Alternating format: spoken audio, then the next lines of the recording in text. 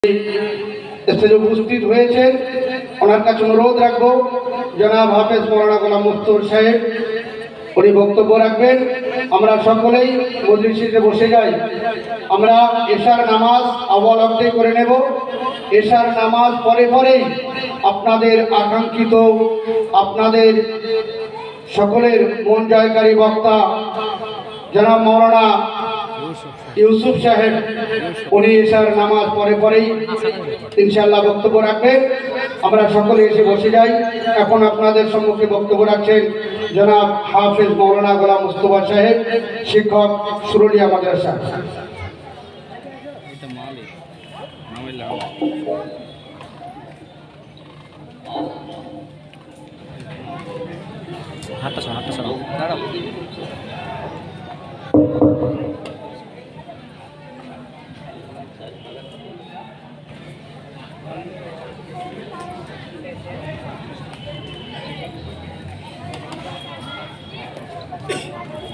আসসালামু আলাইকুম ওয়া রাহমাতুল্লাহি ওয়া বারাকাতুহু।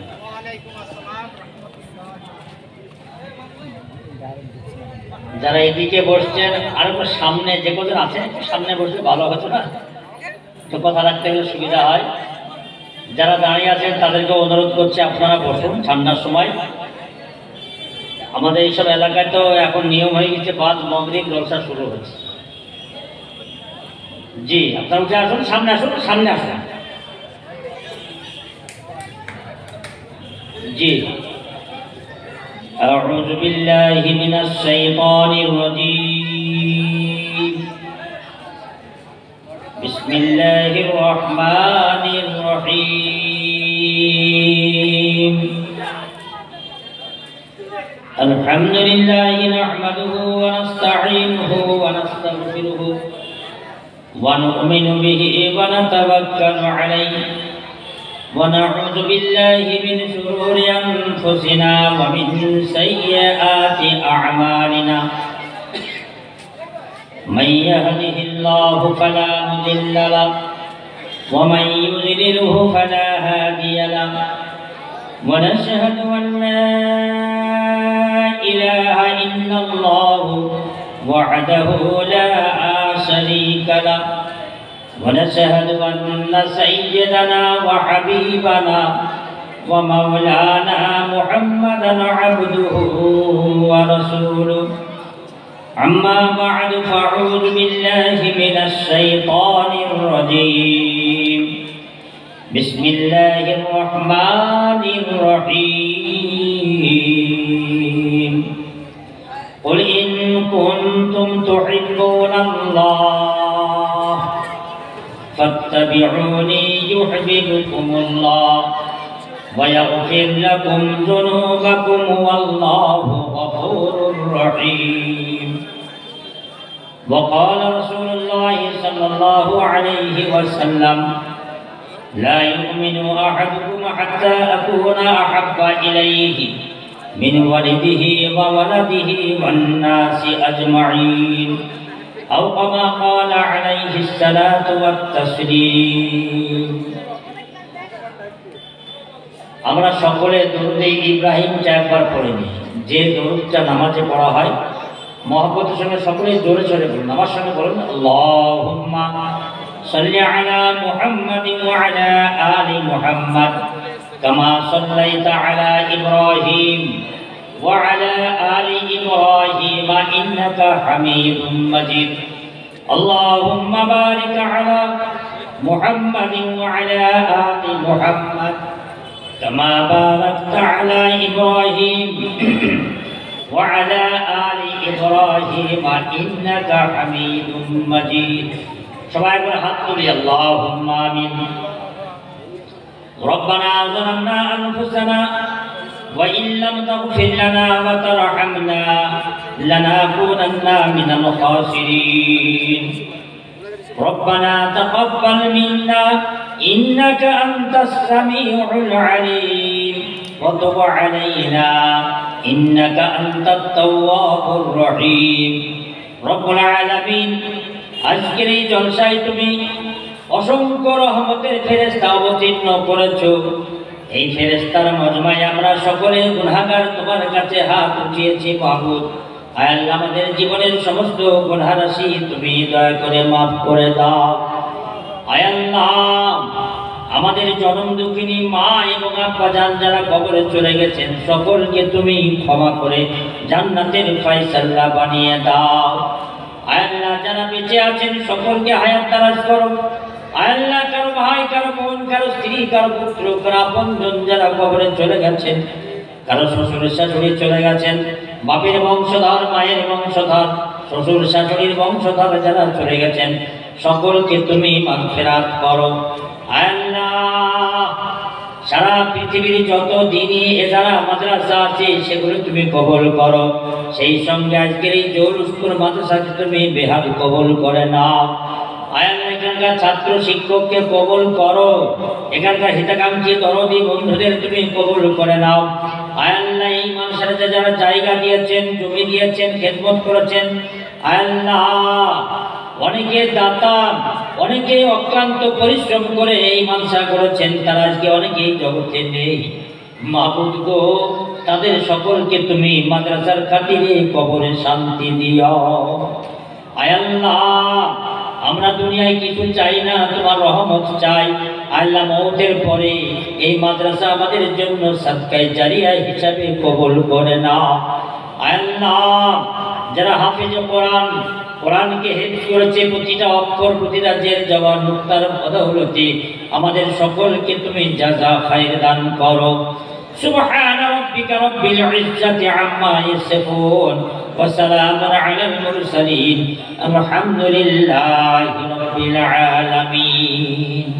সকল একবার জিকির করি লা ইলাহা ইল্লাল্লাহ, লা ইলাহা ইল্লাল্লাহ, লা ইলাহা ইল্লাল্লাহ, লা ইলাহা ইল্লাল্লাহ মুহাম্মাদুর রাসূলুল্লাহ সাল্লাল্লাহু আলাইহি ওয়াসাল্লাম।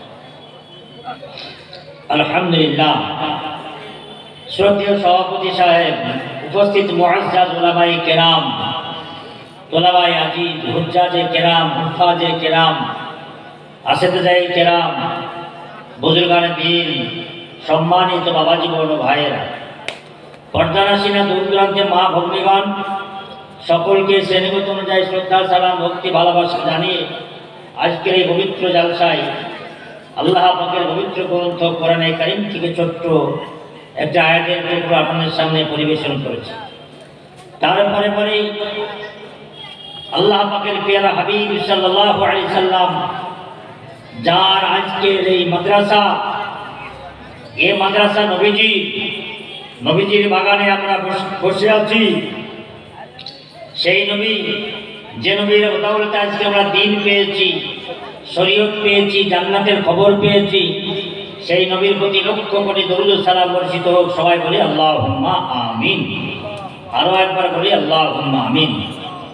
আমার বাবা জীবন ভাইরা, আমার খুব মনে হয় আমাকে অনেকেই চেনেন, আমি গোলাম মোস্তফা। এই মাদ্রাসার সূচনা থেকে আল্লাহ পাক হয়তো আমাকে এখনো রেখেছেন হায়াতে। এই মাদ্রাসার অনেক বক্তা, যারা এখানে বিদগ্ধ আলেম, অনেক বক্তা আজকে জগৎ থেকে চলে গেছেন, অনেক সদস্য জগৎ থেকে চলে গেছেন, অনেক সেক্রেটারি, সহ সেক্রেটারি, কোষাধ্যক্ষ, কর্মী, খাদেম, কেউ বেঁচে আছেন, আবার কেউ জগৎ থেকে চলে গেছেন। আজকের দিনে আপনি আর আমি আজকে আছি, আপনারাও থাকবেন না, আমিও থাকবো না, কিন্তু কসম খোদা আমার নবীর ঘরটা কিয়ামত পর্যন্ত থাকবে। জোরে বলি আলহামদুলিল্লাহ, আরো জোরে বলি আলহামদুলিল্লাহ। আমার নবী আকিল মাদানী সাল্লাল্লাহু আলাইহি সাল্লাম বলেন, আল মাদ্রাসাতু বাইতি। ওগো জগতের মানুষ, তোমরা শোনো, মাদ্রাসার কারোর ঘর নয়।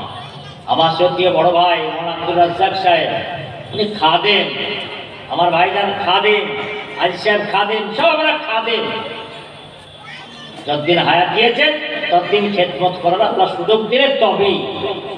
আপনারা শ্রদ্ধা, দাতা, হিতাকাঙ্ক্ষী, দরদি, ভক্তি করনেওয়ালা সব ঠিক আছে, কিন্তু মাদ্রাসা হচ্ছে আমার নবীর মাদ্রাসা। জোরে বলি আলহামদুলিল্লাহ। আজ নবীর মাদ্রাসার আঙিনায় এসে যারা নবীর মাদ্রাসার আঙিনাতে আসতে পেরেছি আমরা ধন্য। আমি যদি হাজি সাহেবের বাড়িতে আমি যাই, উনি হবেন মেজবান, আমি হলাম মেহমান। আমার শ্রদ্ধেয় হাজি সাহেব, সভাপতি সাহেব, ওনার বাড়িতে আমি গেলে আমি হলাম মেহমান, উনি হবেন মেজবান। তা আমরা সবাই নবীর মেহমান। জোরে বলি আলহামদুলিল্লাহ, আরো জোরে বলি আলহামদুলিল্লাহ। আল্লাহ নবীর মেহমান হিসেবে আমাদের সকলকে কবুল করুক। সবাই বলি আল্লাহ আমিন। ছোট্ট একটা কথা মনে পড়ে গেল, আমি ভূমিকা নিব না। আজকে অনেক দামি দামি বক্তা আজকে এখানে হাজির হয়েছে।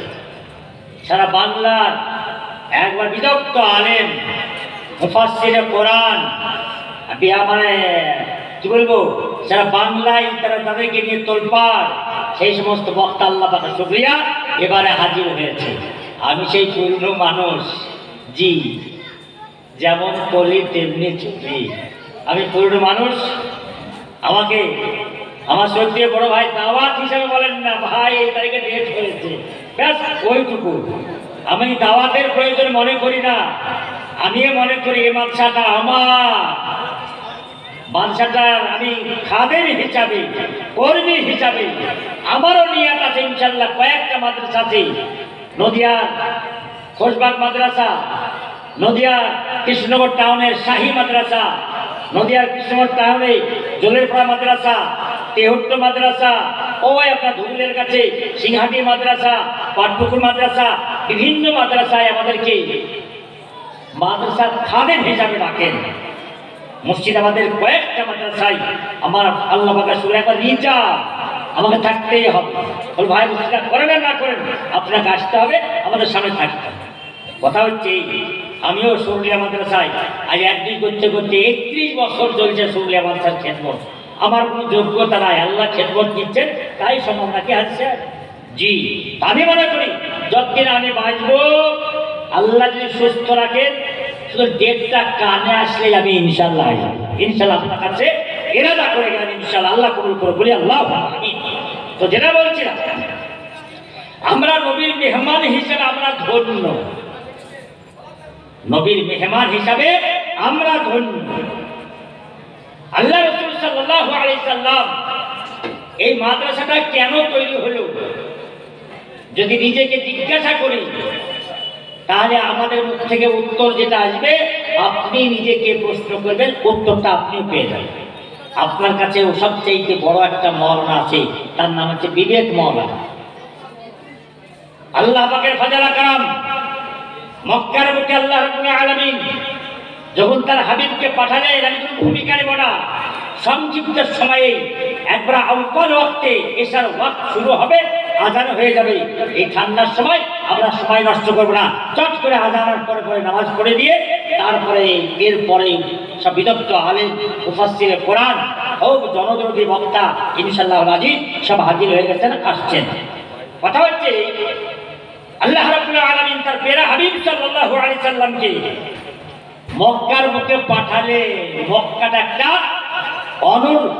অনর্গল জায়গা ছিল, মারামারি, হানাহানি, কাটাকাটি, রাহাজানি, লুটতরাজ, নিজের কন্যাকে ভোগ করত, ভাই ভাই খুনাখুনি করত, কার উঠে একটু আগে পানি খাবে তাই নিয়ে মারামারি করত। সেই জামানায় আমার নবী আখির মাদানী সাল্লাল্লাহু আলাইহি সাল্লামকে, রাসূলকে আমার আল্লাহ জগতে পাঠালেন শান্তির দূত হিসাবে। জি, শান্তির দূত হিসাবে নবীকে পাঠালেন। পাঠানোর পরে রাসূলকে হায়াতে জিন্দেগিতে আল্লাহ পাক তিনি পাঠানোর পরে একদিন করতে করতে করতে করতে নবীর বয়স যখন 40 হলো, 40-এর পরে নবীকে তার উপাধি দিলেন, টাইটেল দিলেন, নবুয়ত দান করলেন। সেই সঙ্গে সঙ্গে নবীকে ক্ষমতা দিলেন। গারে হীরা, আমার নবীর বয়স যখন 40, আমার নবীর বাল্য জীবন থেকে 1 মিনিটে শুনে নেন। বাল্য জীবনে মা পেটে ধারণ করেছিলেন, নবী আমার মায়ের পেটে সেই অবস্থায় তার আব্বাজান দুনিয়া থেকে বিদায় দিয়েছেন। বাপ শূন্য অবস্থায়, বাপ নেই, জগতে আসলেন এতিম অবস্থায়। এতিম নবী, এতিমদের ভালোবাসার কথা বললেন, এতিমের দরদ দেখালেন। কিছুদিন পরে নবী আমার মক্কায় জন্ম নিলেন। ওই এলাকার একটা রেওয়াজ ছিল, মায়ের বাড়িতে দুগ্ধ পান করছেন না, যে হাতে পাঠানো হতো। কেন? ভাষা ঠিক করা, অনেক কারণ ছিল। সেখানে মা হালিমার বাড়িতে গেলেন, সেখান থেকে ফিরে আসলেন। জি, কয়েক বছর বয়সটা কেটে গেল। এমন অবস্থায় বিশ্বনবী সাল্লাল্লাহু আলাইহি সাল্লাম মাত্র 6 বছর বয়সে আবার জননী দুঃখিনী মা তাকেও হারালেন। দায়িত্ব পেলেন কে? দাদা আব্দুল মুত্তালিব। দাদা আব্দুল মুত্তালিব তিনিও নাতিকে, বেটা নেই, বৌমা নেই, মোহাম্মদের মা নেই, বাপ নেই, অসহায় সন্তান, অসহায় নাতি, তিনি নিজের দায়িত্বে তাকে দেখভাল করতে লাগলেন, লালন পালন করতে লাগলেন। তারপরে বিশ্বনবী সাল্লাল্লাহু আলাইহি সাল্লামের দাদা যখন আবার উনি ইন্তেকাল করার কিছুদিন আগে আমার নবী আকাই মাদানী সাল্লাল্লাহু আলাইহি সাল্লামকে তার আরেকটা সন্তান আবু তালেব তাকে সুপুত করলেন, সুপিয়ে দিলেন। বললেন, বেটা আবু তালেব, তোর আপন ভাতিজা আব্দুল্লাহর বেটা মুহাম্মদ, আমি যতদিন থাকলাম তার দেখভাল করলাম, আমার অবর্তমানে একে দেখভাল তুই করবি। নিজের সন্তান আবু তালেবকে জিম্মেদারি দিলেন। জি, তার বাল্য জীবনটা দেখেন কি অবস্থা করুন। বাপ নেই, মা নেই, গার্জেন নেই, এমন অবস্থায় রসুলের জীবন তৈরি হলো। শেষ পর্যন্ত রাখালি করলেন, চাচার সঙ্গে বাণিজ্যে গেলেন। নবীর বয়স দাদা আব্দুল মুত্তালিব ইন্তেকাল করলেন ওই মোটামুটি 8 বছর বয়সে। তারপর থেকে চাচা আবু তালেবের সঙ্গে থাকতে লাগলেন। তার স্নেহভাজন মানে ভাতিজা মুহাম্মদ সাল্লাল্লাহু আলাইহি সাল্লামকে আবু তালেব যথেষ্ট ভালোবাসতেন। আবু তালেব যখন আস্তে আস্তে একটু বড় হতে লাগলো, ভাবলেন তাই তো, আমি কারোর পরে বোঝা হব না, কারো পরে বোঝা হব না। নিজে কাজ করতে শিখলেন, রাখালি করলেন, কর্মচারী করলেন। এমন অবস্থায় একটু বড় হয়েছে, বলা হয়েছে 13 বছর বয়স। সেই অবস্থায় বিশ্বনবী সাল্লাল্লাহু আলাইহি সাল্লাম তার চাচা ব্যবসায় যাবেন সামদেশে। সেই মাসে চাচাকে বলছে, চাচা আপনার সঙ্গে ব্যবসায় আমিও যাব, বাজারে একটু উঠেন, চাদরটা পেড়ে দেন, সুবিধা হবে। জি, শীতের সময় তো। জি জি, আলহামদুলিল্লাহ আলহামদুলিল্লাহ। ও ভাই, করে বলবেন না কেউ, কাছে আসেন, সুন্দর জায়গা হয়েছে, কাছে আসুন। আপনার নিজেরা সাহায্য করুন, চাদরটা পাড়া হবে, আপনারা এগিয়ে আসুন, এগিয়ে আসুন, চাদরে বসুন। ও ভাই, আগে আসুন, চাদর আসুন। আমার বাবা জীবন ভাইরা, বিশ্বনবী সাল্লাল্লাহু আলাইহি সাল্লাম, আমি আজকে আলোচনা করবো না, শুধুমাত্র ভূমিকা নিয়েই আমার আলোচনা শেষ করে দেব। বিশ্বনবী সাল্লাল্লাহু আলাইহি সাল্লাম চাচাকে বলছেন, চাচা আমি আপনার সঙ্গে বাণিজ্যে যাব, ব্যবসায় যাব। বলছে, ভাতিজা তুমি ছোট ছেলে, কষ্ট হবে, সফর তো কষ্টের জায়গা। ওই জন্য সফরে গেলে আল্লাহ পাক 4 রাকাত নামাজকে 2 রাকাত মাফ করে দেন, সুন্নত নফলগুলো মাফ করে দেন। সফর একটু কষ্টের জায়গা। চাচা বলছে, ভাতিজা তোমার কষ্ট হবে, তুমি যেও না। বলছে, না চাচা আমি যাবো।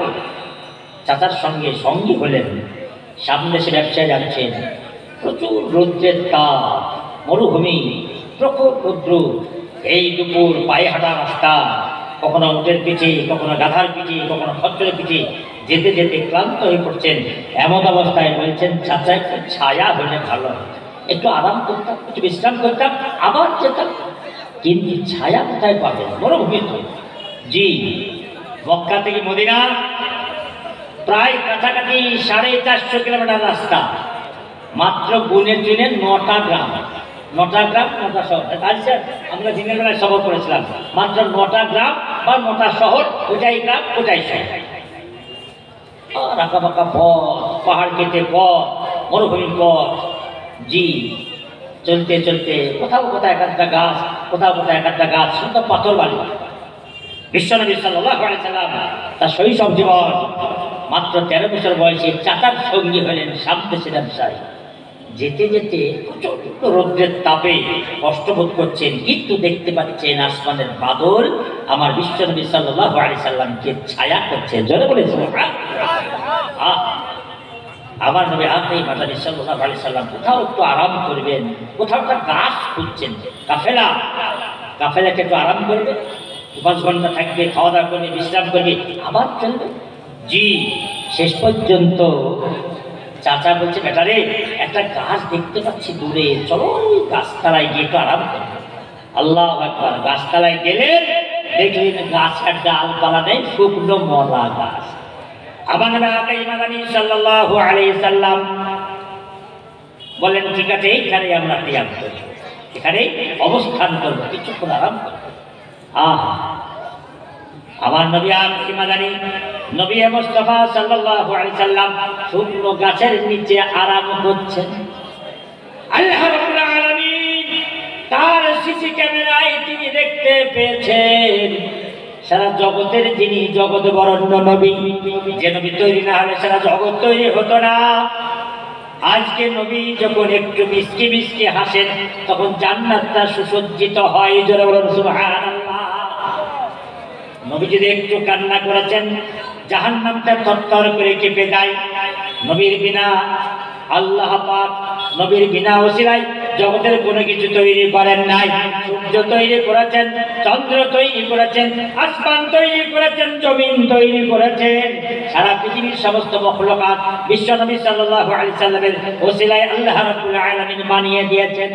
আমার নবী সাল্লাল্লাহু আলাইহি সাল্লাম নূরে মুহাম্মদ, নূরে মুজাসসাম, এত নূর তার দেহে আল্লাহ রেখেছিলেন। আমার নবী মাদানী যদি সকালবেলায় দাঁড়িয়ে থাকতেন, সূর্য এসে দেহে পড়লে আর একটা দিকে ছায়া পড়ে, আমার নবীর কাছে সূর্যের আলোটা গ্রাস করে নিতেন। নবীর কোনো ছায়া ছিল না। জোরে বলুন সুবহানাল্লাহ। আমরা বিশ্ব নবী সাল্লাল্লাহু আলাইহি সাল্লাম গাছের নিচে অবস্থান করছেন।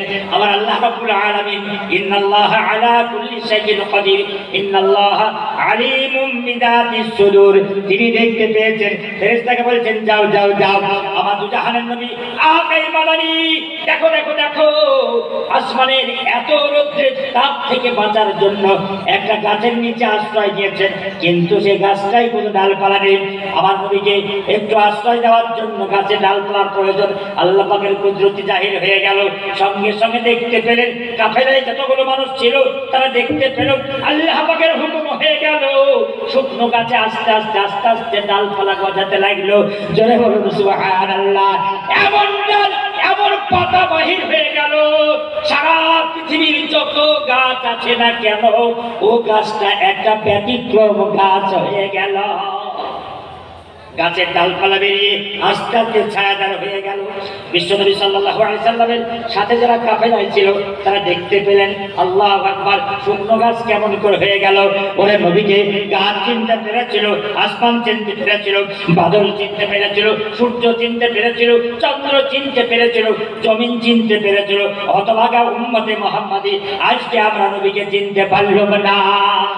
আমার বাচ্চারা ভাইরা, ও কাফেলা লম্বায় যাব না, ও কাফেলা গেলেন, যাওয়ার পরে সেখানে বাণিজ্য করলেন, বাণিজ্য ব্যবসা করে অনেক ঘটনা ঘটলো। আবার ফিরে সেখানে আরাম করলেন।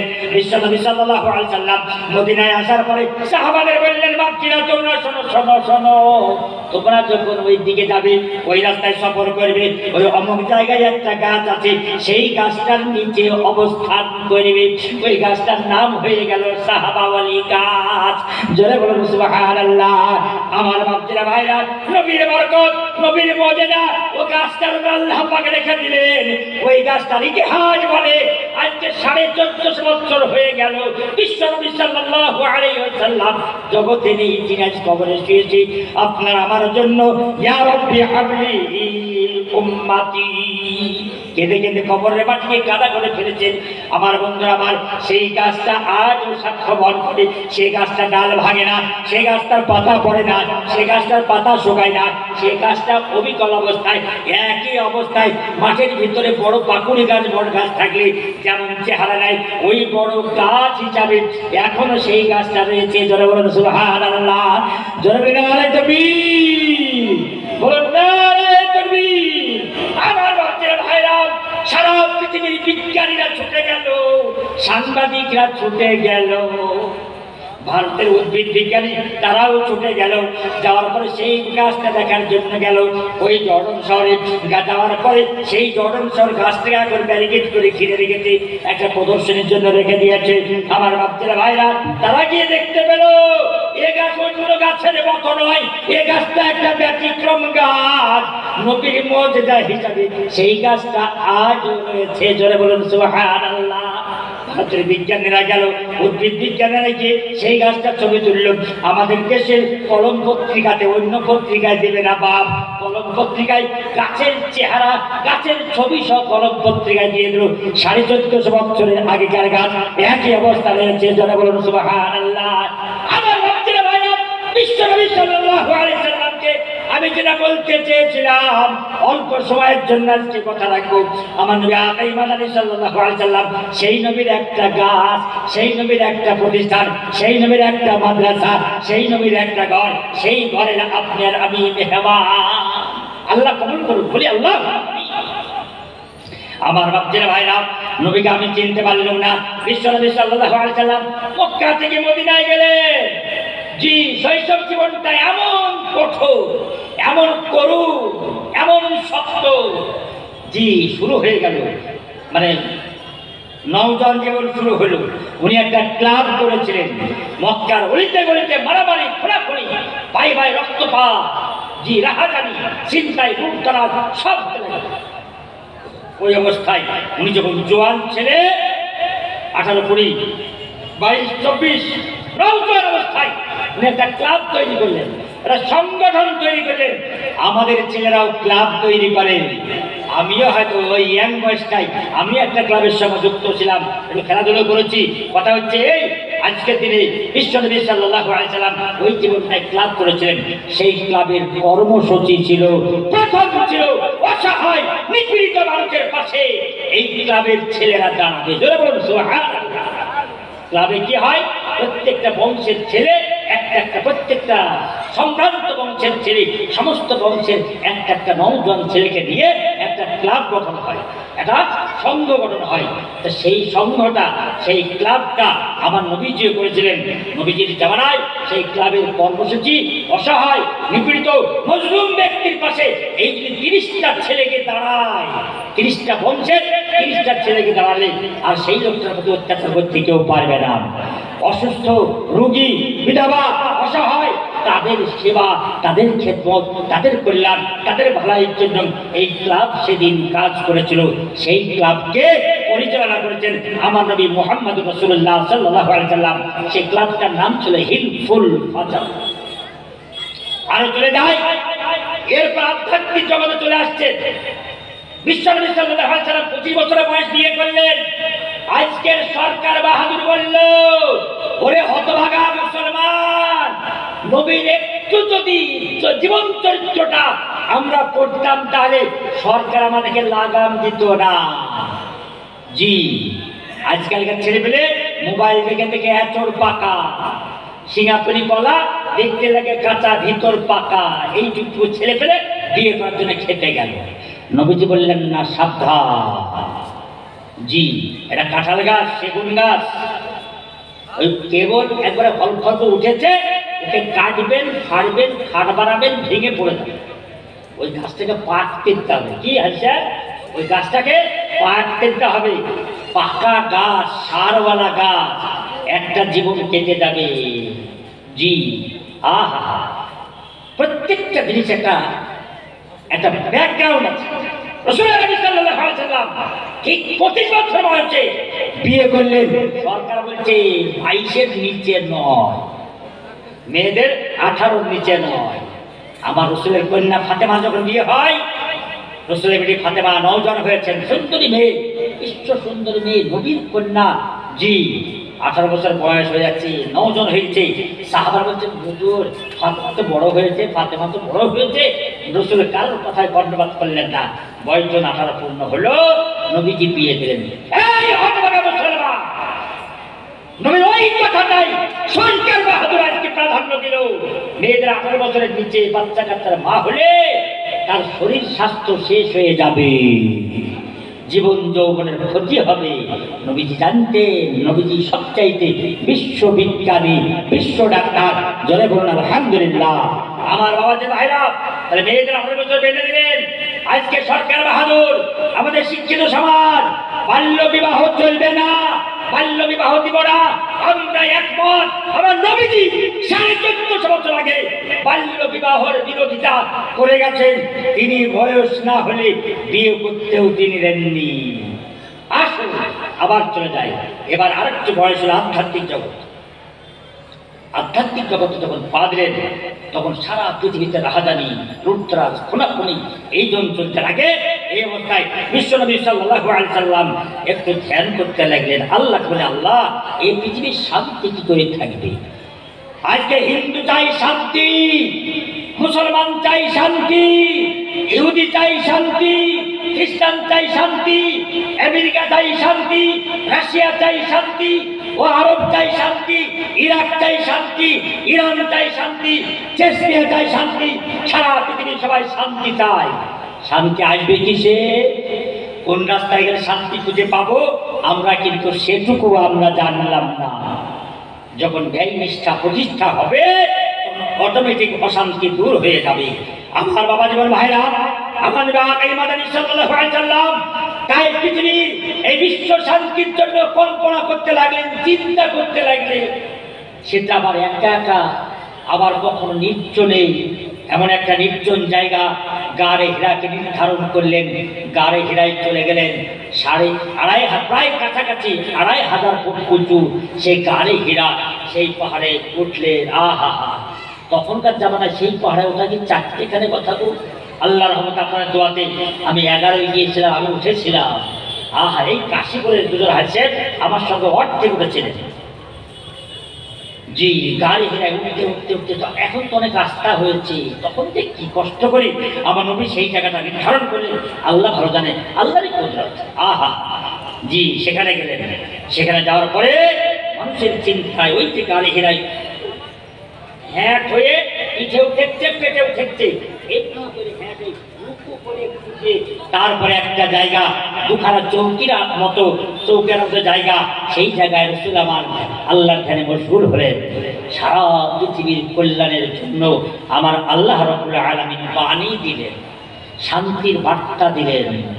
আবার আল্লাহ পাকের প্যারা হাবিব সাল্লাল্লাহু আলাইহি সাল্লাম মানব কল্যাণের নবী, মানবের শান্তির দূত বিশ্বনবী সাল্লাল্লাহু আলাইহি সাল্লাম মানবের চিন্তায় তিনি ব্যস্ত ছিলেন।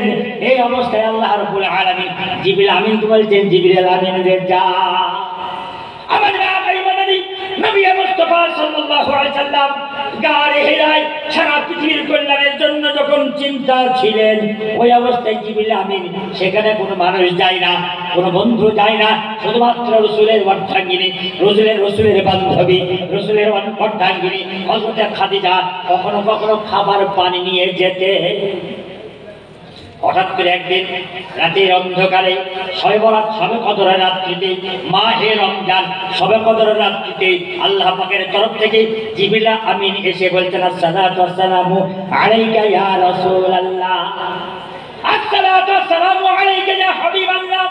নবীজি সালাম দিয়েছেন, নবীজিকে জিবরাইল ফেরেশতা সালাম দিয়েছেন, সাদা পোশাকধারী একটা মানব রূপে এসে সালাম দিয়েছেন। নবী বলছেন, আপনি কে গো? মান আনতা, আপনি কে? আমার এই জায়গায় তো কেউ চিনে না, কেউ দেখে নাই, আপনি কে? জিবরাইল বলছেন, আনা জিবরাইল। ইয়া রাসূলুল্লাহ, ভয় করেন না, আমি হলাম জিবরাইল। রাসূলকে আপনি উঠুন। রাসূলকে উঠতে বলেছেন, রাসূল উঠেছেন, রাসূলের বুকে বুক মিলিয়ে জড়িয়ে ধরে রাসূলকে বলছেন, নবী গো আপনি পড়ুন বিসমিল্লাহির রহমানির রহিম, ইকরা বিসমি রাব্বিকাল্লাযী খালাক, খালাকাল ইনসানা মিন আলাক, ইকরা ওয়া রাব্বুকাল আকরামুল্লাযী আল্লামা বিল কলম ইলা আখির আয়াত। আল্লাহ রাব্বুল আলামিন জানাতে চাইছেন, আমার আল্লাহ পাক বলছেন, নবী গো ইকরা, তুমি পড়ো সেই প্রভুর নামে যে প্রভু তোমাকে এক কাতরা নাপাক পানি থেকে তৈরি করেছেন। যারা বলেন সুবহানাল্লাহ। সারা পৃথিবীর সমস্ত জাতি, সমস্ত মাইনরিটি, সমস্ত দলমত নির্বিশেষে সকলকে নবী আল্লাহ আমার জানিয়ে দিলেন, নবী গো পড়ো। পড়ার কথা আগে বললেন। আজকের যুগে নিরক্ষর থেকে সাক্ষরতা আনার জন্য সরকার কত রকম চেষ্টা করে, তবু হয়তো এখনো দেশে অনেক নিরক্ষর থেকে যায়। কিন্তু বিশ্বনবী সাল্লাল্লাহু আলাইহি সাল্লামকে আল্লাহ পাকের প্রথম বাক্য হচ্ছে পড়ো। কোরআন শরীফের প্রথম বাক্য হচ্ছে পড়ো। কোরআন শরীফের প্রথম বাক্য হচ্ছে, মানুষ তুমি শিক্ষিত হয়ে যাও। ভাইরাও, আজকে যদি আমরা মুসলমান কোরআনকে মানতাম, কোরআনকে জানতাম, কোরআনকে শিখতাম, তাহলে পড়তে আমাকে হবে। জি, পড়তে আমাকে হবে। আল্লাহ রাসূল সাল্লাল্লাহু আলাইহি সাল্লামকে এই ভাষা দিয়ে কোরআন শুরু হলো 6666টা আয়াত, 114টা সূরা, কোনটা মক্কি কোনটা মাদানী, কোনটা মক্কি কোনটা মাদানী। জি, নবী আমার যখন মক্কায় অবস্থান করেছিলেন সেই সময় যে আয়াতটা নাযিল হয়েছে, যে সূরাটা নাযিল হয়েছে সেটা মক্কি। কখন নবী আমার মদিনায় চলে গেছেন, মদিনায় যেটা নাযিল হয়েছে সেটা হচ্ছে মাদানী। যারা বলেন সুবহানাল্লাহ। আমার রব্বের ভাইরা, সেই বিশ্ব নবী সাল্লাল্লাহু আলাইহি সাল্লাম, আমি লম্বা যাব না, আমার নবী মাদানীর এত ইজ্জত, এত কদর, এত মর্যাদা মহান আল্লাহ পাক দিয়েছিলেন।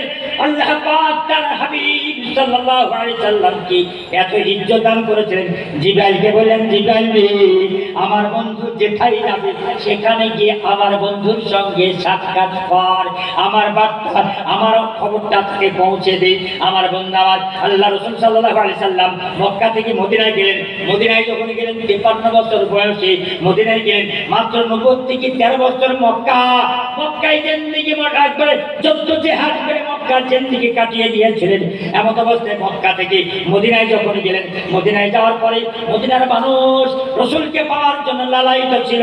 মক্কার মানুষ অত্যাচার করেছে, অবিচার করেছে, নিপীড়ন করেছে, জুলুম করেছে।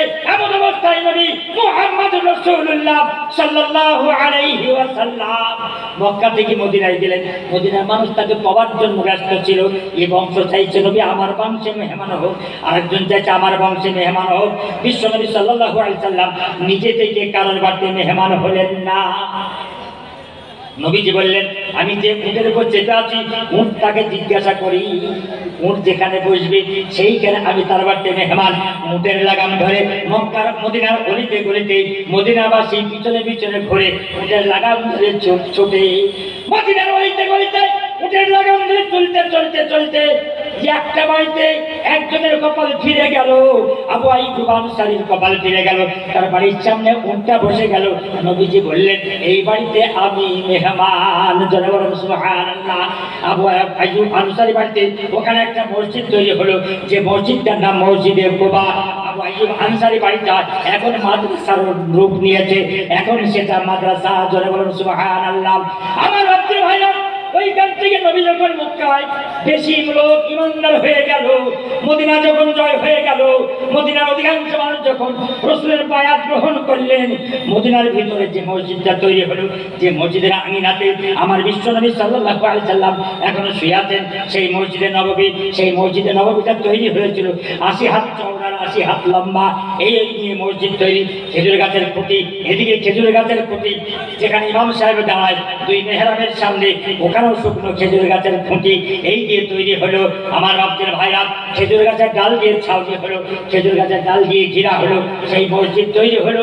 কয়েক বছর আলো জ্বলে নাই, বিদ্যুৎ ছিল না, কারেন্ট ছিল না, মোমবাতি ছিল না, চেরাগ ছিল না, কোনো কিছু আলোর ব্যবস্থা ছিল না। আমার বাবা জীবন ভাইরা, বিশ্ব নবী সাল্লাল্লাহু আলাইহি সাল্লাম দাঁড়িয়ে দাঁড়িয়ে বয়ান করছিলেন, তালিম দিচ্ছিলেন, কোরআনের শিক্ষা দিচ্ছিলেন, হাদিসের শিক্ষা দিচ্ছিলেন।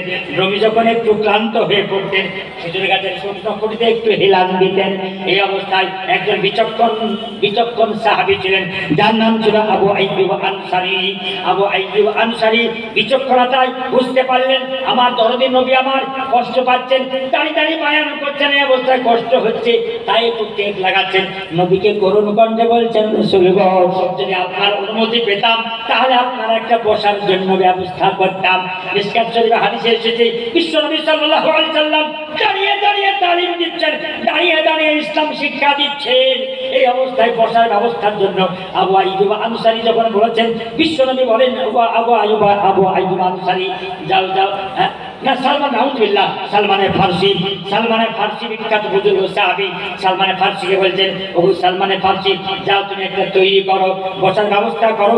তারপর দিন ঝাঁ চকচকে একটা চৌকাঠ এনে সেই খুঁটির পাশে বসিয়ে রেখেছেন। এবার নবী আমার হুজরা থেকে বেরিয়ে এসে সেইখানে বসে বসে বায়ান করবেন।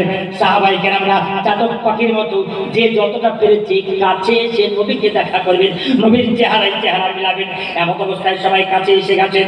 এমন অবস্থায় নবী আমার এসে সালাম দিয়েছেন। ওই খুঁটিকে ক্রস করে যখন ওকে বসতে গেছেন, ওই চৌপাইতে ওই কাঠের চৌকাঠে বসতে গেছেন, এমন অবস্থায় আত্মনাদ একটা চিৎকার, কান্নার চিৎকার। সাহাবায়ে কেরামরা মনে মনে ভাবছেন, হায় রে খোদা, এই কান্নার আওয়াজ কোথা থেকে আসছে জানি না, এই কান্না কোথা থেকে আসছে বুঝতে পারি না। সাহাবারা ওই যে খেজুর গাছের ডাল ছিল সেগুলো একটু বেড়া ফাঁক করে বাইরে দেখার চেষ্টা করছে। বিশ্বনবী সাল্লাল্লাহু আলাইহি সাল্লাম কেঁদে কেঁদে বলছেন, ওরে আমার সাহাবারা, ওরে আমার ভক্তবৃন্দের দল, তোমরা শোনো শোনো, এই কান্নার আওয়াজ বাইরে নয়, এই কান্নার আওয়াজ ভেতরে।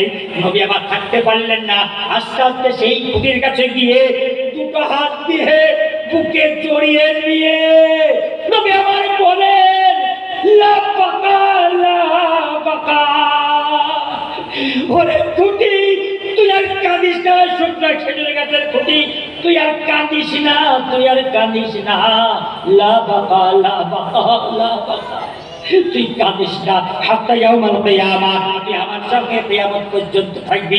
জোরে বলুন সুবহানাল্লাহ, জোরে বলুন নারে তাকবীর, জোরে বলুন নারে তাকবীর।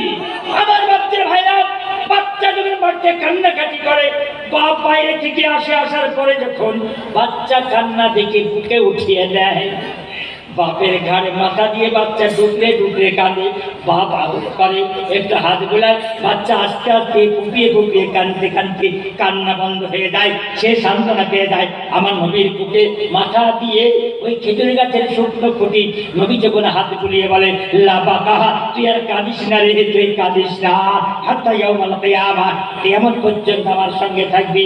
আমার বাচ্চার ভাইরা আস্তে আস্তে কান্না বন্ধ হয়ে গেল। জোরে বলুন সুবহানাল্লাহ। আমার ভাইরা, শুকনো খেজুর গাছের খুঁটি আজকে নবীকে চিনতে পেরেছিল। ওই আমার সালমানে ফারসি রাদিয়াল্লাহু তাআলা আনহু, তার কথা কি আর বলবো, ভাবতে পারছি না।